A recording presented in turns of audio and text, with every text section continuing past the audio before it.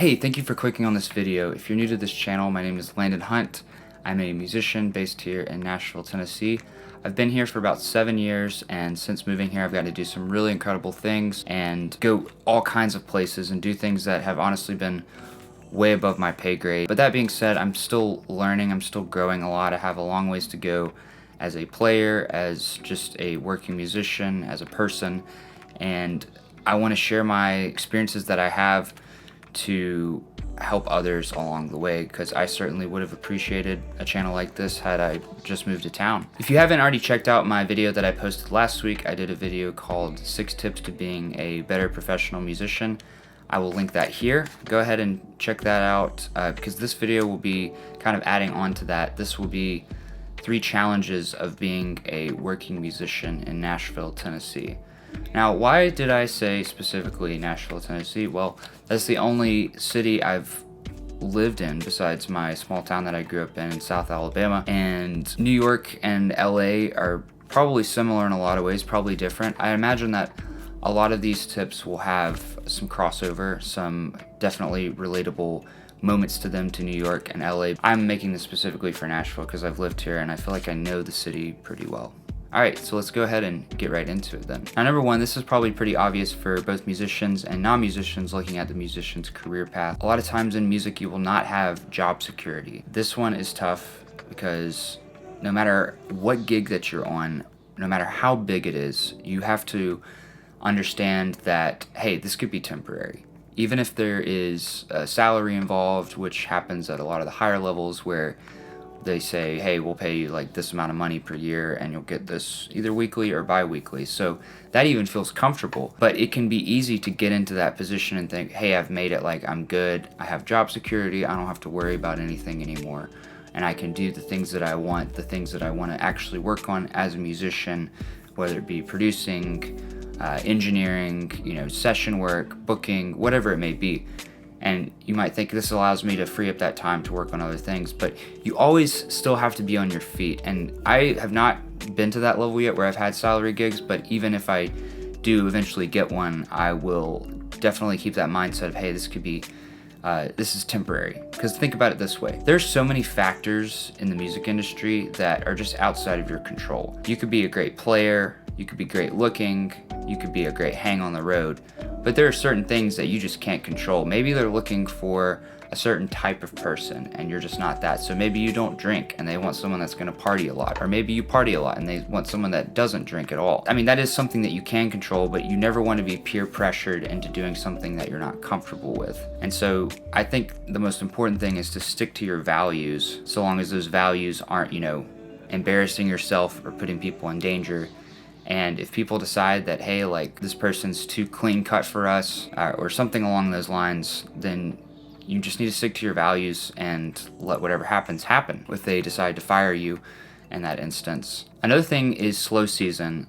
I don't know what it's like in other cities, but in Nashville, this is definitely from January to mid to late February, where gigs just kind of slow down completely and things just get depressing. Now, I've had some conversations with friends of mine recently, and we kind of came up with a few things, like sentiments that we felt, and honestly, they're things that I felt too. I just don't know how to put them into words, but a lot of times I felt like I did something wrong maybe, hey, I didn't play great on a gig or something, or maybe I was embarrassing myself in some way and that's why people aren't calling me, or what am I doing? And I just start to reevaluate everything about my career. I think maybe I chose the wrong career path and maybe I need to start over. Maybe I need to try something different.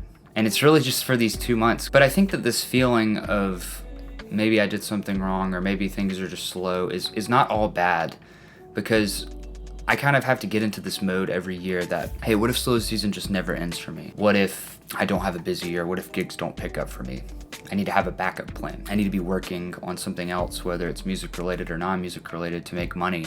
Because at the end of the day, you gotta feed yourself. You gotta pay your rent. You gotta pay for all your bills and utilities and etc.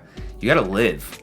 And slow season can be really depressing and kind of makes me realize how fight or flight this industry can be. Not to mention we had a pandemic that wiped out all live entertainment for the better part of 2 years, which was very challenging to deal with. Hey, just wanted to add a little context here before this next point. I initially had edited and uploaded the full video, and then I sent it to a friend to get his thoughts, and he said I could probably cut out a lot of fluff.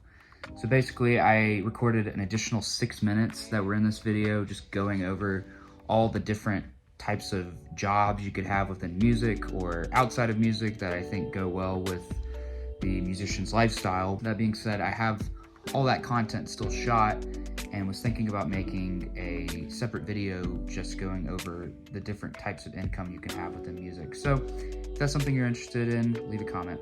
All right, back to the rest of the video. So this first point kind of ties into my second point a little bit, which is you need to have multiple streams of income. So for me personally, I make most of my money from playing live, whether it's on the road or downtown on Broadway. I kind of split my time between both. Playing on the road can pay very well. It can also pay very little. And there's a huge ceiling cap for that. Because you could be making up to 6 figures a year if you're playing with certain artists on the road, but you could also be making poverty wages if you're playing on the road. Let's just be completely honest about that. So I feel like I can't just focus on doing that full time, so I have to have other things. So I play downtown on Broadway. I think the most important thing for the non-music side hustle is you need to have something that's flexible. All right, my third and last point, it's something that I've talked to other musician friends of mine about, and we have kind of felt the same way in the past, but a lot of times it can feel like non-musician just won't understand what you're doing. And this is crazy to say that I experienced this in Nashville, Music City apparently, but as I hang out with my friends that are non-musicians that have no connection to that world at all, it can feel like they just kind of view what I'm doing as a hobby, not so much as, hey, this is like my livelihood. It's like if you're not playing with, you know, certain A-level artists out there, then you're just kind of just doing this for fun and just waiting to have your big break. Whereas in reality, you're not gonna make like amazing money. I'm not gonna promise anyone that you're gonna make amazing money being a musician, but you can still make a living for yourself, a decent living for yourself as a side musician. Artist can be trickier, but this video is more talking about working musicians, people that are trying to work with artists and, you know, basically make themselves marketable as sidemen and women. This is a very, very difficult industry to work in, as you can imagine, and hopefully as I've presented to you well enough in this video. That being said, thank you for checking out this video. I really want to use this channel to help people. Leave a comment below. I know I've only included 3 things today, but comment below what some of your most challenging things that you found to be are as a working musician, because I want to add that to my Rolodex of things to think about and consider going forward as a musician. Be sure to subscribe and check out the rest of my channel. Thank you again for watching.